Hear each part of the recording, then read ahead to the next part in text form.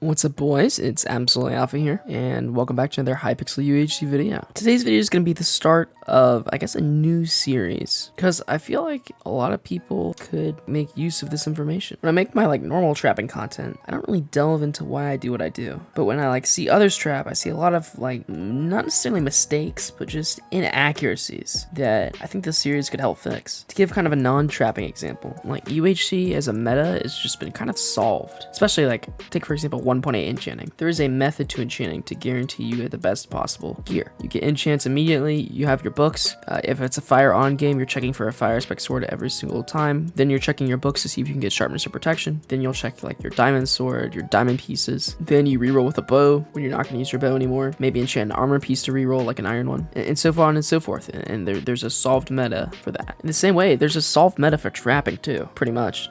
And it does evolve and it does change over time. It's not 100% yet. But compared to the 5 years ago where no one used science or buttons, it definitely has improved. And while it will continue to improve, it's kind of getting more stagnant to where I feel like this series will last and be useful for a while. Now, this series is more on nitpicks, like I said. This isn't, how do I build XX trap? I'm not messing with that. If you are interested in how to build specific traps, then you should totally check out becoming a member of the channel. That's right, I've had memberships for a while, but I just recently revamped them. And if you want to see trap tutorials, such as what's on screen right now, I have a playlist of 5 every month that will come out with new traps and showing you how to build them if that's something that you're interested in. It's a great way to support me, along with some other things that you get for being a member too. But if that's what you're looking for, trap tutorials, that's where you want to go, not here. This series is much more based on nitpicks for just trapping as a meta, hence the title of this series. So anyway, let's go ahead and get right into episode 1.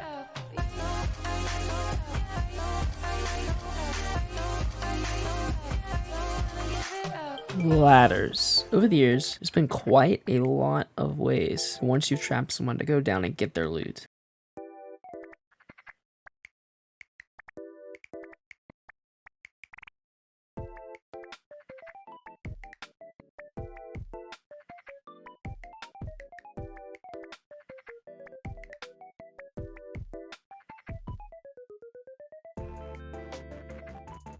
But over the past few months, ladder places have kind of ended up looking close to about the same. So what exactly should your ladder place look like here in 2020? Well, we have 4 main types. Our first one is simply having a ladder here. You might have 1 or 2, depending on the server, because sometimes when you fall, if there's only 1 ladder, it may not catch and you may die. It's weird servers, but that happens. So sometimes we have this. Sometimes it'll be like this, where the ladders are raised up by 1 block. We'll get into that later. Then you have a sign and a water like this, and then we also have that sign and water 1 block higher. Now there's other times where you might see in one of Fruit's videos where the water's on the bottom level or something like this with pressure plates or whatever. That exists, but it's not really a good practice. And right off the bat, we can show you we fall here and we're instantly walking when the water's in the ladder place, versus water at the bottom, we're stuck in the water for a little bit and that slows us down to crit people out. Now, one of my main big nitpicks is people using ladders here. As we just recently mentioned, someone who puts ladders here really risks not trapping people in ladder traps. What do I mean by ladder traps? Literally anything here. This could be one of my pressure plates. This could be a backstab. Any type of a trap at the ladders. Using ladders here to catch really risks. And let me show you by this clip what I mean. Oh no, he's coming. He is? He was behind me. He's right there. He's right above. Hopefully he doesn't grieve. He jumped.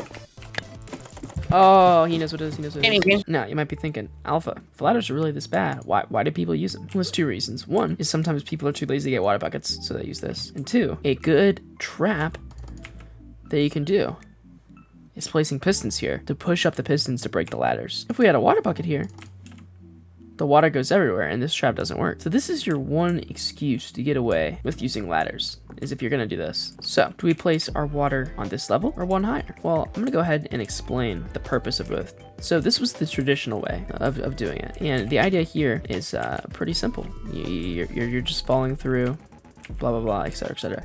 Now, the nice thing about this layout is if I'm positioned here in the middle, I can just jump into the water to glide onto the ladder. That's the pro of having it be this low. The con is really twofold. If I have my pressure plate trap here set up and I fall, I can catch myself in the water here because it is so low.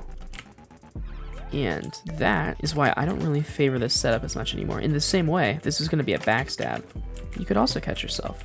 We fall, we jump back up. It's kind of like the ladder, how you can catch yourself on the ladder as you fall, because you just fall and you hold shift and you catch yourself and you can, oh, I see there's a little bit of an indent there, or I see pressure plates. We don't want people to catch themselves, so what do? We place the sign in the water one higher.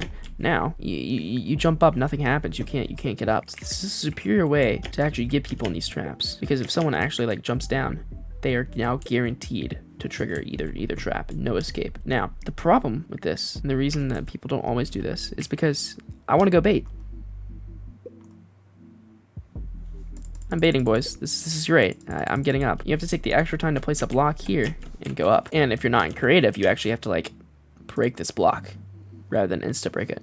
And that takes more effort. Additionally, let's say I had a pressure plate trap here and I'm running from some guy and I want to reverse it on him. If I want to reverse it, now I got to place the block, get up here, break the block, place the pressure plates. That was a lot of effort. The water's like this. All I have to do is just go up and place my pressures. So much faster. A lot easier to get back up in reverse if someone is digging on you rather than be like, oh, place the block. Get up, boys, and break it and blah, blah.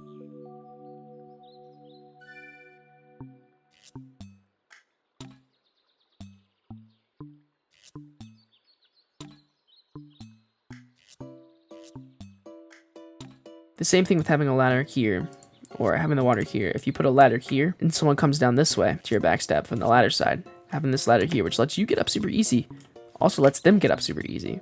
So it's something worth mentioning. Probably shouldn't have that ladder there. So using water seems to be better. And if you're looking for guaranteed kills, you're placing that one block higher. And if you're just looking for convenience, you're placing this one block lower. So are we done? Well, almost. One last thing that I kind of like added and came up with is an infinite source. You place your 2 buckets here, and now you have an infinite source. And I can just get my water buckets like this whenever I want. This is great. It's a convenient spot to put an infinite water source, so you always have water and you don't have to worry about stuff. But there is a time and place to use this and a time and place not to. This is really dangerous to have on your first ladder.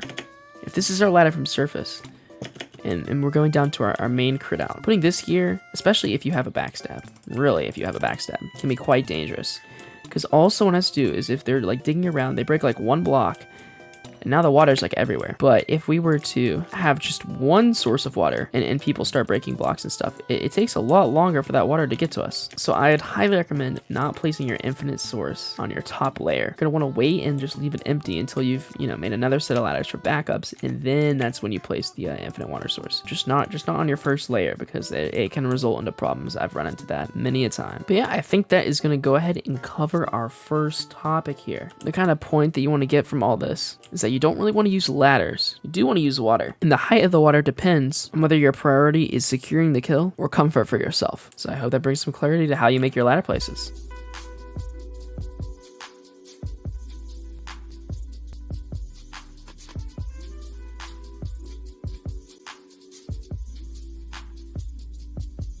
She ball